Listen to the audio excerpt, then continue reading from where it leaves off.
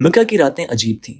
ریت کے زروں میں دن کی گرمی بسی ہوتی اور رات کے سناٹے میں بھی ایک بے چینی سانس لیتی محسوس ہوتی۔ یہ وہ زمانہ تھا جب حق کا نام لینا جرم تھا اور اللہ کی وحدانیت کا اعلان جان جوکھم میں ڈالنے کے مترادف۔ مکہ کی گلیوں میں ایک نام ایسا تھا جسے سن کر کمزور کانپ جاتے اور طاقتور سر جھکا لیتے۔ وہ نام تھا عمر بن خطاب۔ یہ وہی عمر تھا جس کی طاقت کی مثالیں دی جاتی تھیں، جس کے قدموں کی آہٹ سے لوگ راستہ بدل لیتے تھے، جس کی آنکھوں میں سختی اور چہرے پر جلال نمایاں تھا۔ قریش میں کوئی فیصلہ ہو، کوئی جھگڑا ہو، عمر کی رائے آخری سمجھی جاتی، لیکن اسی عمر کے دل میں اسلام کے لیے شدید نفرت بھری ہوئی تھی۔ اسلام خاموشی سے پھیل رہا تھا، لیکن اس کی روشنی مکہ کے سرداروں کو کھٹک رہی تھی۔ محمد کی زبان سے نکلنے والا کلام دلوں کو بدل رہا تھا۔ غلام آزاد ہو رہے تھے، کمزور اللہ کے سامنے جھکنے لگے تھے۔ یہ سب قریش کے غرور کے لیے ناقابل برداشت تھا، اور ان سب میں جو شخص سب سے زیادہ بھڑکا ہوا تھا وہ تھا عمر بن خطاب۔ عمر سچ کو پہچانتا تھا، لیکن ضد اسے سچ ماننے نہیں دیتی تھی۔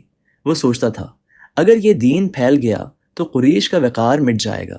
وہ مسلمانوں کو ستاتا، ان پر سختی کرتا، اور دل میں یہ عہد کر چکا تھا کہ اس فتنے کو ختم کرنا ہوگا۔ ایک دن اس کے دل میں ایک خطرناک فیصلہ جنم لیتا ہے، وہ فیصلہ جو تاریخ بدلنے والا تھا۔ ایک تپتی دوپہر عمر نے اپنی تلوار نیام سے نکالی، آنکھوں میں غصہ، دل میں آگ، اور زبان پر ایک ہی بات، آج محمد کا قصہ ختم کر دوں گا۔ وہ تیز قدموں سے مکہ کی گلیوں میں چلنے لگا۔ راستے میں لوگوں نے اس کی آنکھوں میں عجیب جنون دیکھا، مگر کوئی روکنے کی ہمت نہ کر سکا۔ راستے میں ملاقات، اچانک راستے میں نعیم بن عبداللہ سامنے آ گئے۔ انہوں نے عمر کو تلوار کے ساتھ دیکھا تو چونک اٹھے، پوچھا، اے عمر، کہاں کا ارادہ ہے؟ عمر نے گرجدار آواز میں کہا، محمد کو قتل کرنے جا رہا ہوں۔ نعیم نے دل میں کانپتے ہوئے کہا، پہلے اپنے گھر کی خبر تو لو۔ یہ الفاظ عمر کے قدموں کو وہیں روک دیتے ہیں۔ نعیم نے کہا، کیا تمہیں معلوم ہے تمہاری بہن فاطمہ اور بہنوئی سعید بن زید اسلام قبول کر چکے ہیں؟ یہ سننا تھا کہ عمر کا چہرہ سرخ ہو گیا، غصہ ایک نئے رخ پر مڑ گیا۔ اب تلوار کا رخ نبی کی بجائے بہن کے گھر کی طرف تھا۔ بہن کے گھر کی طرف عمر تیزی سے چلتا ہوا بہن کے گھر پہنچا۔ دروازے کے اندر قرآن کی تلاوت ہو رہی تھی۔ یہ آواز اس کے کانوں میں بجلی بن کر گری۔ دروازے کے اندر سے آنے والی آواز صاف، پرسکون اور باوقار تھی۔ یہ کوئی شعر نہیں تھا، یہ کوئی جادو نہیں تھا، یہ قرآن تھا۔ عمر بن خطاب اس آواز کو پہچان نہ سکا، مگر دل نے گواہی دی کہ یہ عام کلام نہیں۔ اچانک اس نے زور سے دروازہ کھٹکھٹایا۔ دروازے کے پیچھے خوف، دروازے کے اندر حضرت فاطمہ بنت خطاب اور ان کے شوہر سعید بن زید بیٹھے ہوئے تھے۔ ان کے ساتھ حضرت خباب بن الارت قرآن کی تعلیم دے رہے تھے۔ دروازے پر عمر کی آواز سنتے ہی سب کے چہرے فق ہو گئے۔ حضرت خباب فوراً چھپ گئے۔ قرآن کا صحیفہ جلدی سے ایک کونے میں رکھ دیا گیا۔ دلوں میں ایک ہی سوال تھا، اگر عمر کو معلوم ہو گیا تو؟ عمر اندر داخل ہوا تو اس کی آنکھوں میں آگ تھی۔ اس نے بلند آواز میں پوچھا، یہ کیسی سرگوشیاں تھیں؟ تم کیا پڑھ رہے تھے؟ سعید بن زید نے بات ٹالنے کی کوشش کی، مگر عمر کا غصہ قابو میں آنے والا نہیں تھا۔ غصے کا طوفان اچانک عمر نے سعید بن زید کو پکڑ لیا اور زمین پر گرا دیا۔ حضرت فاطمہ اپنے شوہر کو بچانے کے لیے آگے بڑھیں۔ عمر نے ہاتھ اٹھایا اور وہ ہاتھ اپنی ہی بہن کے چہرے پر جا لگا۔ خون بہنے لگا، کمرے میں خاموشی چھا گئی۔ حضرت فاطمہ اپنے خون کو ہاتھ سے پونچھتی ہوئی کھڑی ہو گئیں۔ آنکھوں میں خوف نہیں بلکہ یقین تھا۔ انہوں نے بلند آواز میں کہا، ہاں عمر، ہم مسلمان ہو چکے ہیں اور جو کرنا ہے کر لو۔ یہ الفاظ تلوار سے زیادہ تیز تھے۔ عمر نے اپنی بہن کو دیکھا۔ یہ وہ بہن تھی جس نے اس کے ساتھ بچپن گزارا تھا۔ اس کے چہرے پر بہتا ہوا خون عمر کے دل پر چوٹ بن کر لگا۔ غصہ آہستہ آہستہ شرمندگی میں بدلنے لگا۔ آواز بدل گئی۔ اس نے کہا، جو تم پڑھ رہے تھے وہ مجھے دکھاؤ۔ قرآن کو چھونے کی شرط۔ حضرت فاطمہ نے کہا، یہ اللہ کا کلام ہے، تم ناپاک ہو، پہلے غسل کرو۔ عمر نے ایک لمحہ سوچا، پھر خاموشی سے غسل کیا۔ یہ پہلا موقع تھا کہ عمر نے اللہ کے کلام کے سامنے سر جھکایا۔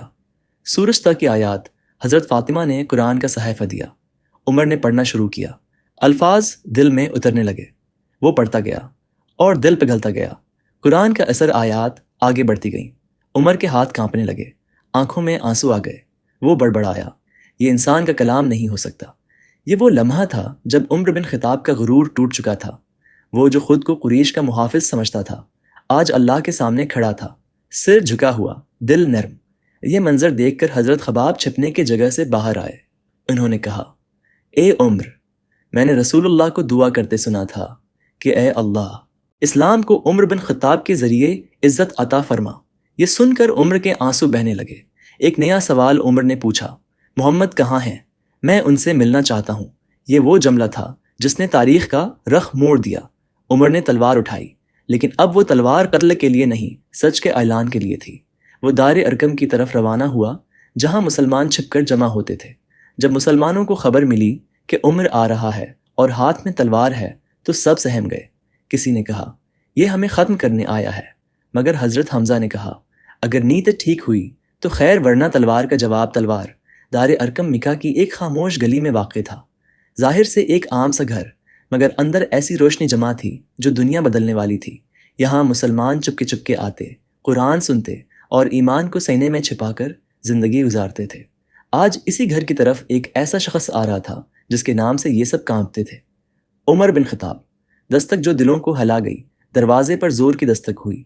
کمرے میں موجود ہر شخص ساکت ہو گیا۔ کسی کی زبان پر الفاظ نہ رہے، کسی کے ہاتھ کانپنے لگے۔ ایک آواز آئی، دروازہ کھولو۔ یہ آواز پہچانی جاتی تھی۔ کسی نے آہستہ کہا، یہ عمر ہے۔ تلوار کے ساتھ خوف پھیل گیا۔ اس لمحے رسول اللہ پوری وقار کے ساتھ کھڑے ہوئے۔ آپ نے فرمایا، دروازہ کھولو۔ صحابہ حیران ہو گئے۔ حضرت حمزہ آگے بڑھے اور کہا، یا رسول اللہ، اگر اس کی نیت اچھی ہوئی تو بہتر، ورنہ میں خود نمٹ لوں گا۔ دروازہ کھولا گیا۔ عمر اندر داخل ہوا۔ تلوار لٹکی ہوئی تھی، مگر چہرے پر غرور نہیں تھا۔ آنکھوں میں سختی کے بجائے کچھ اور تھا۔ نبی کریم نے عمر کی چادر پکڑی اور نہایت روبدار آواز میں فرمایا، اے عمر، کیا اب بھی باز نہیں آؤ گے؟ یہ الفاظ سیدھے دل پر لگے۔ عمر کے قدم لرز گئے۔ عمر نے کہا، یا رسول اللہ، میں اللہ اور اس کے رسول پر ایمان لانے آیا ہوں۔ یہ کہتے ہوئے اس کی آواز بھرا گئی۔ وہ طاقتور شخص جس سے مکہ ڈرتا تھا، آج خود کانپ رہا تھا۔ عمر نے بلند آواز میں کہا، اشہد ان لا الہ الا اللہ و اشہد ان محمدن رسول اللہ۔ کمرے میں خاموشی چھا گئی۔ پھر ایک لمحے بعد تکبیر کی آواز گونجی، اللہ اکبر۔ دار ارقم کی دیواریں تکبیر سے گونج اٹھیں۔ خوشی کے آنسو صحابہ رو رہے تھے۔ یہ آنسو خوف کے نہیں تھے، یہ آنسو خوشی کے تھے۔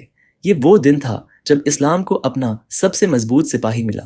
نبی کریم نے فرمایا، اے عمر، تم فاروق ہو، تم حق اور باطل میں فرق کرنے والے ہو۔ اسی دن سے وہ عمر فاروق بن گئے۔ عمر نے عرض کیا، یا رسول اللہ، کیا ہم حق پر نہیں؟ فرمایا، کیوں نہیں؟ عمر نے کہا، پھر ہم چھپ کر کیوں رہیں؟ اسی دن مسلمان دو صفوں میں حرم کی طرف روانہ ہوئے۔ ایک صف کی قیادت حضرت حمزہ کر رہے تھے، دوسری کی حضرت عمر۔ قریش نے دیکھا وہی عمر جو اسلام کا دشمن تھا، آج محمد کے ساتھ کھڑا ہے۔ ان کے چہروں پر ہوا اڑ گئی۔ مسلمانوں نے کھلے عام کعبہ کے سامنے نماز ادا کی۔ یہ اسلام کی تاریخ کا نیا باب تھا۔ عمر کی طاقت اب ظلم کے لیے نہیں تھی، اب وہ عدل کے لیے تھی۔ وہ کمزوروں کے محافظ بن گئے۔ اس دن عمر نے دل میں عہد کیا، اب میں حق کے سوا کسی کا ساتھ نہیں دوں گا۔ یہ عہد زندگی بھر نبھایا۔ دار ارقم سے نکلتے وقت عمر نے آسمان کی طرف دیکھا، وہی آسمان، مگر دل بدل چکا تھا۔ دار ارقم سے نکلتے ہوئے حضرت عمر فاروق کے قدم مضبوط تھے، دل مطمئن تھا اور پیشانی پر عزم کی لکیریں نمایاں تھیں۔ یہ وہی گلیاں تھیں جہاں کبھی وہ اسلام کے خلاف غصے میں چلتے تھے، آج انہی گلیوں میں ایمان کے ساتھ چل رہے تھے۔ مکہ بدلا نہیں تھا، لیکن عمر بدل چکے تھے۔ ایمان کے بعد پہلا سوال حضرت عمر نے رسول اللہ سے عرض کیا، یا رسول اللہ، مکہ میں آپ کا سب سے بڑا دشمن کون ہے؟ نبی کریم نے فرمایا، ابو جہل۔ عمر نے کہا، پھر مجھے اجازت دیجیے کہ میں خود جا کر اپنے اسلام کا اعلان کروں۔ یہ کوئی جذباتی فیصلہ نہیں تھا، یہ ایمان کی جرأت تھی۔ دشمن کے دروازے پر حضرت عمر سیدھے ابو جہل کے گھر پہنچے۔ دروازہ کھٹکھٹایا۔ ابو جہل باہر نکلا تو عمر کو دیکھ کر چونکا۔ کہا، کیا بات ہے عمر، اس وقت یہاں؟ عمر نے پورے اطمینان سے کہا، میں یہ بتانے آیا ہوں کہ میں مسلمان ہو چکا ہوں۔ یہ الفاظ ابو جہل کے لیے بجلی بن کر گرے۔ ابو جہل چیخ پڑا، تم نے اپنا دین چھوڑ دیا، تم بھی محمد کے پیچھے چل پڑے۔ عمر نے جواب دیا، ہاں، میں اللہ اور اس کے رسول پر ایمان لا چکا ہوں۔ ابو جہل نے دروازہ زور سے بند کر لیا۔ یہ اعلان ہو چکا تھا۔ مکہ میں خبر پھیل گئی۔ کچھ ہی دیر میں یہ خبر پورے مکہ میں پھیل گئی۔ عمر مسلمان ہو گیا۔ لوگ حیران تھے، کچھ خوفزدہ، کچھ غصے میں، کسی کو یقین نہیں آ رہا تھا۔ قریش کے سردار جمع ہوئے، وہ سوچ رہے تھے اگر عمر اسلام میں آ گیا تو اب ہمارا کیا بنے گا؟ ان کی طاقت ان کے خلاف کھڑی ہو چکی تھی۔ قریش نے حضرت عمر کو دبانے کی کوشش کی، لیکن اب وہ تنہا نہیں تھے، وہ ایمان کے ساتھ کھڑے تھے۔ کبھی کسی نے مارا تو عمر نے بھی جواب دیا، لیکن حد سے آگے نہیں بڑھے۔ یہی فرق تھا اسلام سے پہلے اور بعد میں۔ ایک دن حضرت عمر حرم میں کھڑے تھے، قریش کے لوگ انہیں گھیرے ہوئے تھے، مگر وہ بے خوف تھے۔ انہوں نے کہا، جسے اپنی ماں کا رونا اچھا لگے وہ میرا راستہ روکے۔ یہ جملہ مکہ میں مشہور ہو گیا۔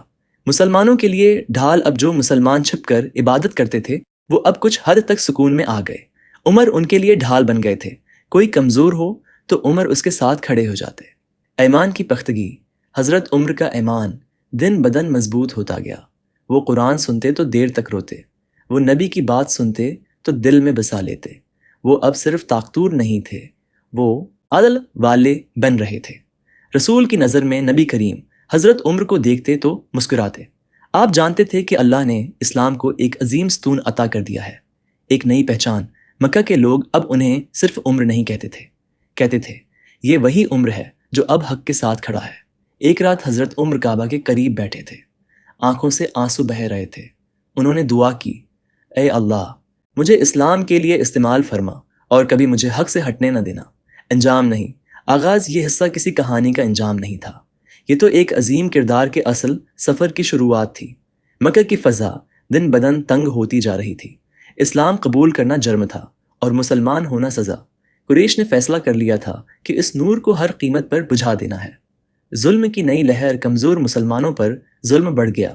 کسی کو ریت پر گھسیٹا گیا، کسی کو کوڑوں سے مارا گیا، کسی کو بھوکا رکھا گیا۔ رسول اللہ یہ سب دیکھتے تو آنکھیں نم ہو جاتے، مگر اللہ کا وعدہ دلوں میں زندہ تھا۔ ایک رات نبی کریم نے صحابہ کو بلایا، فرمایا، اللہ نے تمہیں مدینہ کی طرف ہجرت کی اجازت دے دی ہے۔ یہ فیصلہ جان بچانے کا بھی تھا اور دین بچانے کا بھی۔ مسلمان چھپ چھپ کر مکہ سے نکلنے لگے۔ اندھیری راتیں، خاموش قدم، آنکھوں میں آنسو اور دل میں امید، لیکن ہر کوئی خاموشی سے نہیں گیا۔ حضرت عمر فاروق نے کہا، میں چھپ کر نہیں جاؤں گا۔ لوگ حیران ہو گئے۔ انہوں نے کہا، میں وہی راستہ اختیار کروں گا جس راستے سے جاتا رہا ہوں۔ یہ غرور نہیں تھا، یہ یقین تھا۔ حضرت عمر دن دہاڑے کعبہ پہنچے، طواف کیا، 2 رکعت نماز ادا کی۔ قریش کے سردار حیرت سے دیکھتے رہے۔ پھر حضرت عمر بلند آواز میں بولے، جوش چاہتا ہے کہ اس کی ماں روئے، اس کے بچے یتیم ہوں اور اس کی بیوی بیوہ ہو تو وہ میرا راستہ روکے۔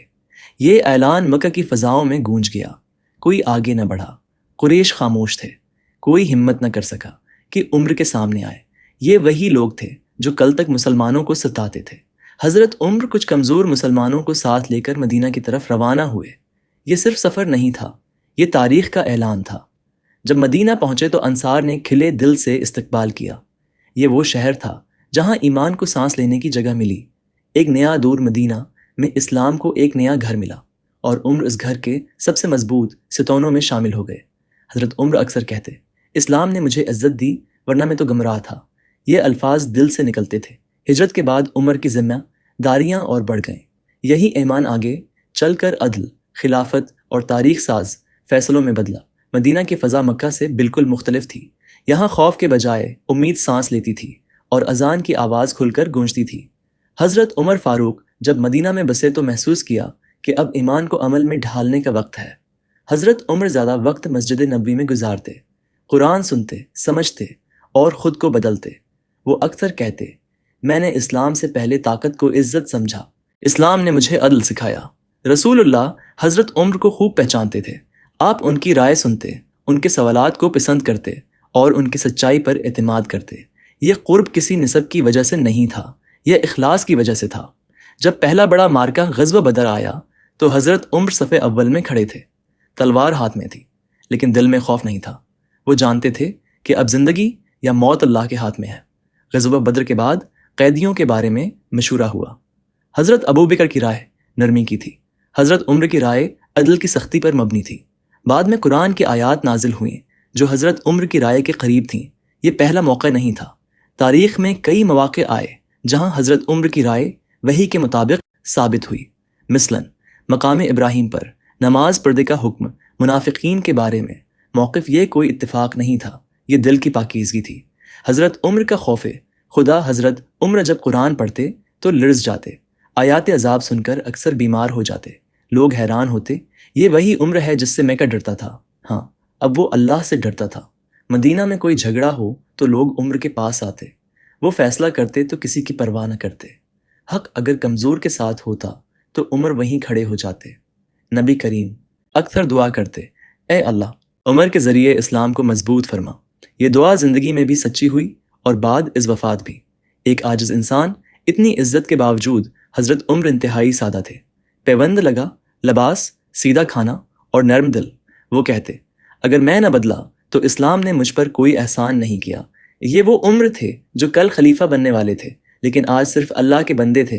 یہی بندگی انہیں عظمت تک لے گئی۔ مدینہ کی راتوں میں عمر اکیلے چلتے، سوچتے اور خود سے سوال کرتے، اگر مجھے اختیار ملا تو میں کیسا حاکم بنوں گا؟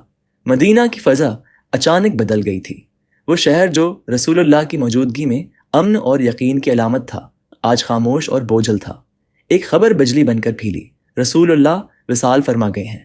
ناقابل یقین لمحہ، حضرت عمر فاروق مسجد نبوی میں کھڑے تھے۔ یہ خبر سنی تو جیسے وقت رک گیا۔ انہوں نے تلوار کھینچ لی اور بلند آواز میں کہا، جو یہ کہے کہ محمد وفات پا گئے ہیں، میں اس کی گردن اڑا دوں گا۔ یہ انکار بغاوت نہیں تھا، یہ محبت کا دھماکہ تھا۔ حضرت عمر یہ ماننے کو تیار نہیں تھے کہ وہ ہستی جس کے سائے میں زندگی بدلی تھی اب اس دنیا میں نہیں رہی۔ آنکھوں میں آنسو تھے مگر زبان خاموش نہ ہو رہی تھی۔ اسی لمحے حضرت ابو بکر صدیق آگے بڑھے۔ انہوں نے قرآن کی آیت پڑھی۔ یہ آیت عمر کے دل میں اتر گئی، تلوار ہاتھ سے گر گئی۔ حضرت عمر زمین پر بیٹھ گئے، کہنے لگے، مجھے یوں لگا جیسے یہ آیت آج ہی نازل ہوئی ہو۔ یہ وہ لمحہ تھا جب عمر نے سب سے بڑی حقیقت قبول کی، رسول کے بعد امت کو قیادت کی ضرورت تھی۔ مدینہ میں ثقیفہ بنی سعدہ کا اجتماع ہوا۔ لوگ مختلف آراء رکھتے تھے مگر وقت کم تھا اور ذمہ داری بڑی۔ حضرت عمر نے خود خلافت کا مطالبہ نہیں کیا۔ انہوں نے ہاتھ پکڑ کر حضرت ابو بکر کو آگے بڑھایا اور کہا، آپ رسول کے ساتھی ہیں، آپ اس کے سب سے زیادہ حقدار ہیں۔ یہ تھا اخلاص کا عروج۔ سب نے حضرت ابو بکر کے ہاتھ پر بیعت کی۔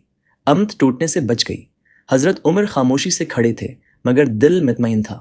وزیر صدیق حضرت ابو بکر ہر بڑے معاملے میں عمر سے مشورہ کرتے۔